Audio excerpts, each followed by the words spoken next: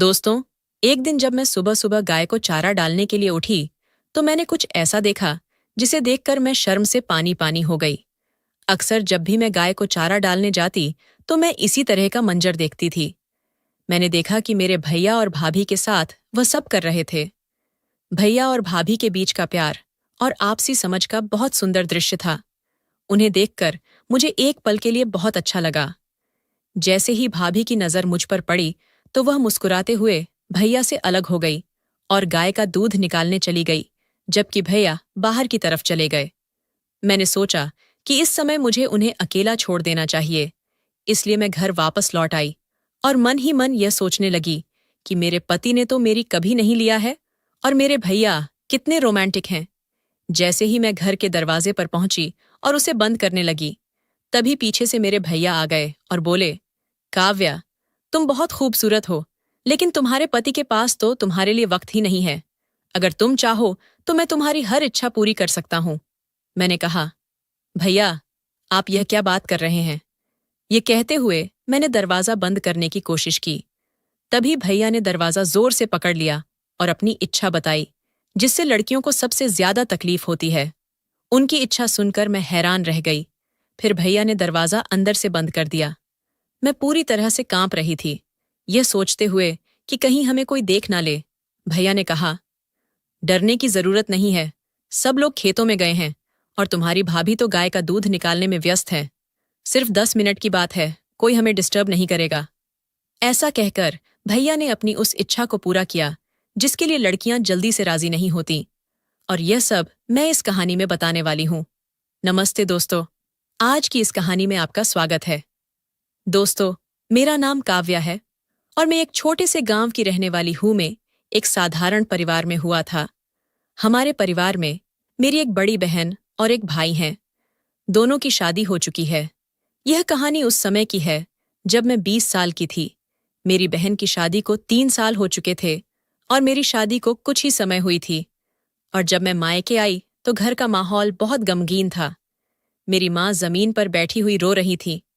मैंने माँ से पूछा, माँ, क्या हुआ है? लेकिन उन्होंने मुझे कोई जवाब नहीं दिया। पापा कोने में खड़े थे और उनकी आंखों में गहरी उदासी थी। पापा मुझे पास बुलाया और भारी स्वर में कहा, बेटा, तुम्हारी दीदी हमें छोड़कर इस दुनिया से चली गई। यह सुनकर मुझे तो जैसे धरती खिसक गई। मैं फूट फूट कर रोने लगी। मेरी दीदी की एक बेटी थी जो शादी के 2 साल बाद हुई थी। हम सभी परिवार के लोग दीदी के ससुराल गए थे, जहां उनकी अंतिम क्रिया संपन्न हुई। धीरे धीरे जीवन ने फिर से अपनी सामान्य गति पकड़नी शुरू कर दी। दीदी की मौत के 1 महीने बाद मेरे जीजा अपनी बेटी को लेकर हमारे घर आ गए। उस समय मैं घर में थी। जीजा जी के परिवार में क्या चर्चा हुई, मुझे इसका कोई पता नहीं था। जब मैं देखा तो माँ मुझे एक कमरे में ले गई। माँ के चेहरे पर गंभीरता थी। उन्होंने धीरे से कहा, बेटी, मेरी बात ध्यान से सुनना। तुम्हें पता है कि तुम्हारी दीदी अब हमारे बीच नहीं है और उनकी छोटी सी बेटी की देखभाल करने वाला अब कोई नहीं है। तुम्हारे जीजाजी दूसरी शादी करने जा रहे हैं। हमने सोचा था कि तुम ही वह इंसान हो जो इस बच्ची की जिंदगी को संभाल सकती हो। यह सुनकर मैं हैरान हो गई। मैंने माँ से पूछा, पर माँ, कैसे बेटा? तुझे ये बच्ची रखना होगा। ये बहुत कठिन फैसला है, लेकिन यही एक रास्ता है बेटी। तुम मना मत करना। मैं तेरे आगे हाथ जोड़ती हूं। माँ की आंखों में आंसू थे और उन्हें देखकर मेरा दिल पसीज गया। मैंने अपनी आंखों के आंसू रोकते हुए कहा, ठीक है माँ, आप जो कहेंगी मैं वही करूंगी। माँ ने मुझे गले से लगा लिया और कहा, तूने मेरी बात मानकर मेरे दिल से बहुत बड़ा बोझ उतार दिया है। इसके बाद माँ अपने कमरे में चली गई। दीदी की मौत के 5 महीने बाद मैं उस बच्ची को देखभाल करने लगी। अब मेरे सपनों और इच्छाओं का त्याग हो चुका था और नीरज, जो मेरा पति था, क्या वह अपनाएगा? इस बच्ची को मेरे मन में हमेशा डर था, इसीलिए मेरा भैया भी मेरे साथ आया। जब मैं अपने ससुराल पहुंची तो सब कुछ नया और अजनबी सा लग रहा था। रात को मेरी सास ने मुझे घर के एक छोटे से कमरे में बिठा दिया। वहां का माहौल मेरे लिए थोड़ा अजीब था। बिस्तर जमीन पर बिछाया हुआ था और घर भी साधारण मिट्टी का था। मैं जमीन पर बिछे बिस्तर पर बैठी अपनी आने वाली जिंदगी के बारे में सोचने लगी। कुछ समय बाद कमरे का दरवाजा खुला और नीरज अंदर आ गए। उन्होंने दरवाजा बंद किया और मेरे पास आकर बैठ गए। मैं अंदर से बहुत घबराई हुई थी। दिल की धड़कन तेज हो रही थी। नीरज ने शांत स्वर में कहा, काव्या, तुम यहाँ आ गई हो। ये हमारे रिश्ते की नई शुरुआत है। मुझे पता है कि यह सब तुम्हारे लिए आसान नहीं है, लेकिन हमें इसे संभालना होगा। उनकी बात सुनकर मेरी घबराहट थोड़ी कम हुई, लेकिन मन में सवालों का तूफान था। मैं चुपचाप उनकी बात सुनती रही। उन्होंने मुझे आराम करने को कहा और कहा, समय के साथ सब बेहतर हो जाएगा। सुबह जब मैं उठी तो मेरे मन में अजीब सी बेचैनी थी। बीती रात की उलझनों ने मुझे थका दिया था, लेकिन मैंने खुद को संभालने की कोशिश की। मैंने महसूस किया कि इस नए जीवन को समझने और उसे अपनाने में समय लगेगा। मैंने नीरज के साथ अपने रिश्ते को बेहतर बनाने और उसे समझने की दिशा में आगे बढ़ने का निर्णय लिया। सुबह मेरी सास ने मुझे जगाया। रात के घटनाक्रम के बाद मेरा मन बहुत भारी था। मैं सोचने लगी, काश मैंने माँ से इस बच्ची के लिए मना कर दिया होता, लेकिन होनी को कौन टाल सकता है। अब यही मेरी जिंदगी थी। धीरे धीरे मैंने अपनी किस्मत से समझौता करना शुरू कर दिया। मेरा जीवन किसी मशीन की तरह हो गया था। दिन भर घर के काम में जुटी रहती और रात को अपने रिश्ते का बोझ महसूस करती। धीरे धीरे मैंने हालातों को सहन करना सीख लिया। ससुराल की सभी महिलाओं से मेरी पहचान होने लगी। वे अपने पति के साथ अपने अनुभव और खुशियों की बातें साझा करतीं। उनकी बातें सुनकर मेरा मन उदास हो जाता, लेकिन मैंने कभी किसी से अपने दिल की बात नहीं कही। मैंने अपने जीवन के दुखों को खुद में समेट लिया और चुपचाप सब सहन करती रही। हमारा माहौल बहुत साधारण था। नीरज ना तो बहुत ज्यादा पढ़े लिखे थे और ना ही कोई नौकरी करते थे। इसी वजह से घर की आर्थिक स्थिति भी ठीक नहीं थी। दिन बीतते गए और मैं खुद को परिस्थिति के अनुरूप ढालने की कोशिश कर रही थी। मैं अपने अंदर यह विश्वास जगाने लगी कि हर परिस्थिति का सामना धैर्य और समझदारी से करना होगा। हमारे परिवार में सबसे अधिक पढ़े लिखे व्यक्ति मेरे भैया राहुल थे। वे एक सरकारी स्कूल में शिक्षक थे और उनके हिस्से में जो जमीन आई थी वह मैं ही देखभाल करती थी। हालांकि वे अपने परिवार के साथ अलग रहने लगे थे। नीरज की जमीन इतनी कम थी कि उसके भरोसे घर का खर्च चलाना मुश्किल हो रहा था। समय बीतता गया, लेकिन हमारे हालात दिन ब दिन बुरा होते गए। मेरी शादी को 2 साल हो चुके थे और मैं अब 22 साल की हो चुकी थी। हमारा कोई अपना बच्चा नहीं था और सच कहूं तो मैं बच्चा चाहती भी नहीं थी।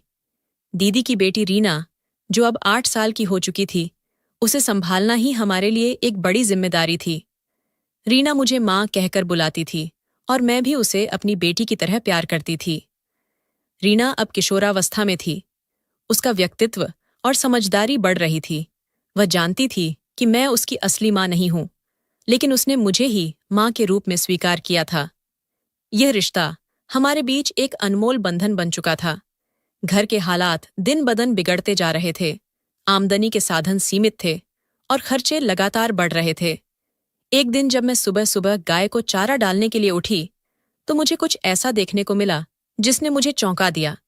मैंने देखा कि मेरे भैया अपनी पत्नी के साथ हंसी मजाक करते हुए बातें कर रहे थे। उनके बीच का स्नेह और आपसी समझ देखकर मुझे एक पल के लिए बहुत अच्छा लगा। मुझे लगा कि कठिन परिस्थितियों के बावजूद रिश्तों में मधुरता और आपसी सहयोग बनाए रखना कितना जरूरी है। जैसे ही उन्होंने मुझे देखा, भाभी मुस्कुराते हुए भैया से अलग हो गई और गाय का दूध निकालने चली गई और भैया बाहर की ओर चले गए। मैंने सोचा कि इस समय उन्हें उनके निजी समय में अकेला छोड़ देना चाहिए। इसलिए मैं घर वापस लौट आई। जैसे ही घर के दरवाजे पर पहुंची और उसे बंद करने लगी, तभी पीछे से भैया आ गए। उनकी उपस्थिति ने मुझे थोड़ी चौंका दिया। मैंने तुरंत उनसे पूछा, भैया कोई काम था क्या? भैया, मुस्कुराते हुए उन्होंने कहा, नहीं, बस तुम्हारे चेहरे पर कुछ अजीब सा भाव देखकर सोचा कि तुम ठीक हो या नहीं। उनके शब्दों में हल्की चुटकी महसूस हुई, लेकिन मैंने उसे नजरअंदाज करते हुए कहा, सब ठीक है भैया। इसके बाद वे कुछ पल रुके, फिर मुस्कुराते हुए चल पड़े। हालांकि मैं भैया की हरकतों से असहज महसूस कर रही थी। जैसे ही उन्होंने मेरे करीब आने की कोशिश की, मैंने खुद को संभालते हुए कहा, भैया, आप जो कर रहे हैं वह गलत है। कृपया मुझे अकेला छोड़ दीजिए। उन्होंने मेरी बात को नजरअंदाज किया और मुझे रोकने की कोशिश की। मेरी हिम्मत नहीं टूटी। मैंने तेजी से अपना हाथ छुड़ाया और अपने कमरे की ओर दौड़ी। दरवाजे के पास पहुंचकर मैंने उसे बंद करने की कोशिश की, लेकिन भैया ने दरवाजे को जोर से धक्का दिया और अंदर आ गए। उस समय मुझे समझ नहीं आ रहा था कि मैं क्या करूं, लेकिन मैंने हिम्मत जुटाई और दृढ़ता से कहा, भैया ये ठीक नहीं है। आपकी हरकतों से मैं बहुत असहज महसूस कर रही हूं। कृपया यहां से चले जाएं।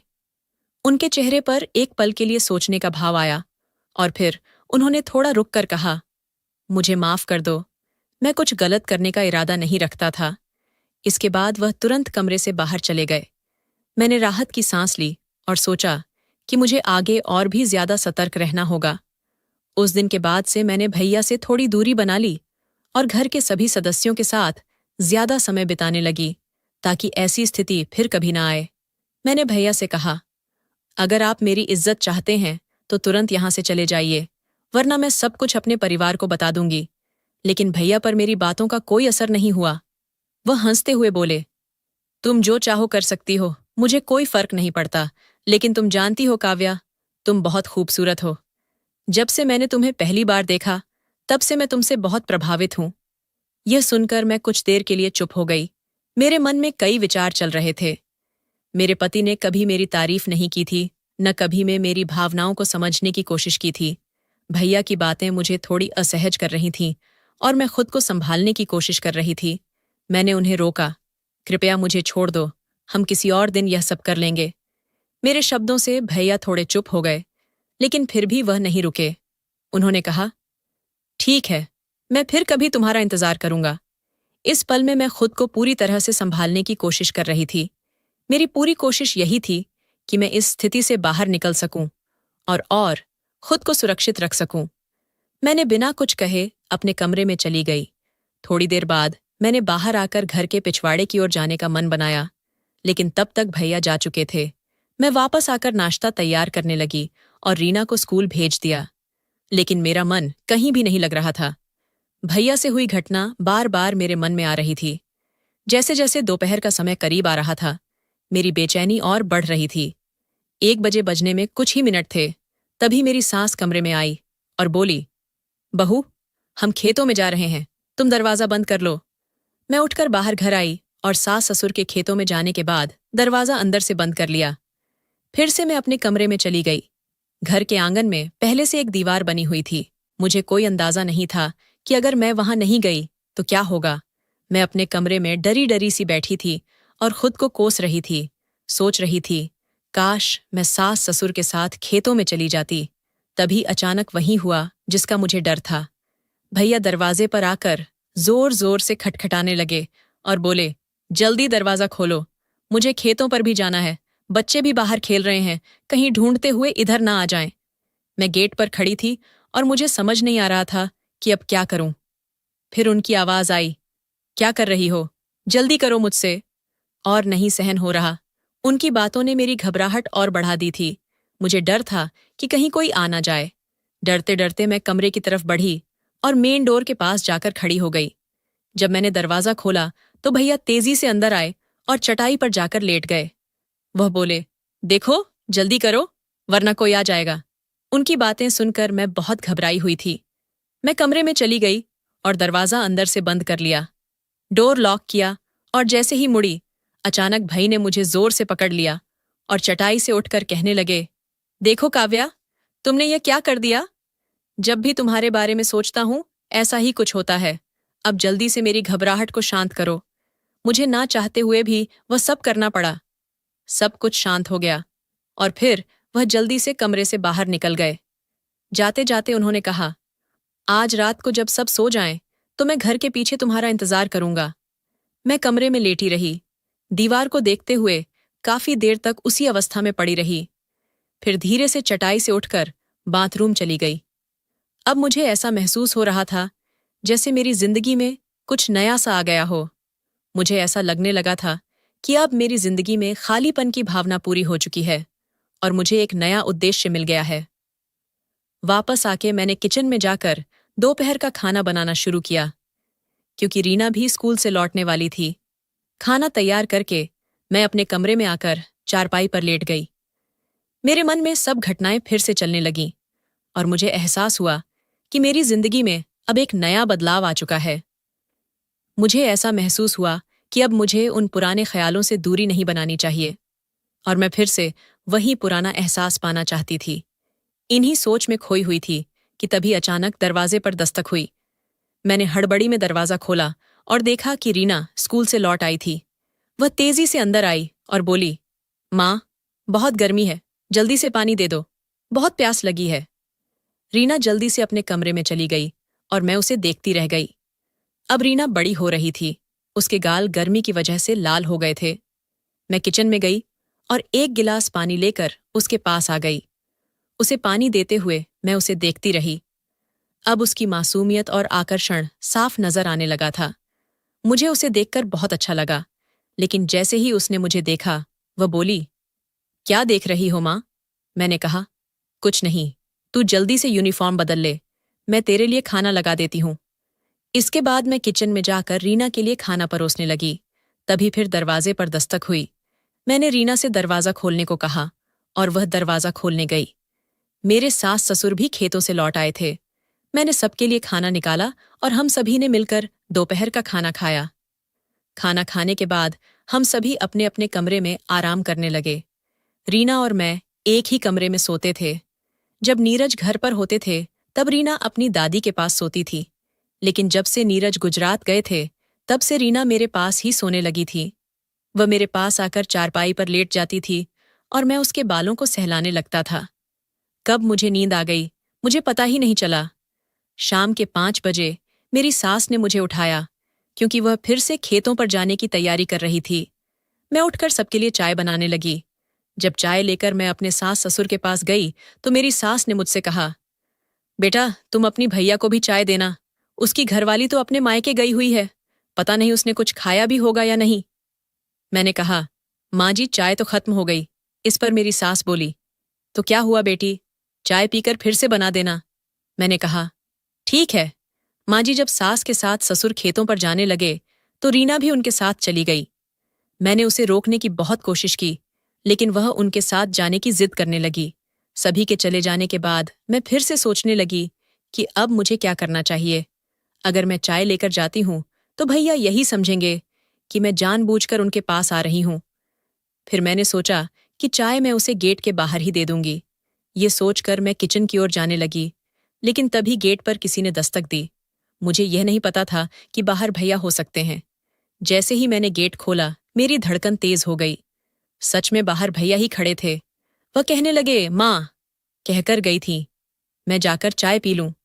भला मैं ऐसा मौका कैसे जाने देती। वह बिना कुछ कहे घर के अंदर आ गए और मैं गेट पर सहमी सी खड़ी होकर उन्हें देख रही थी। मुझे समझ में नहीं आ रहा था कि आखिर मैं क्या करूं। वह बोले, अब क्या खड़ी रहोगी या कुछ करोगी भी?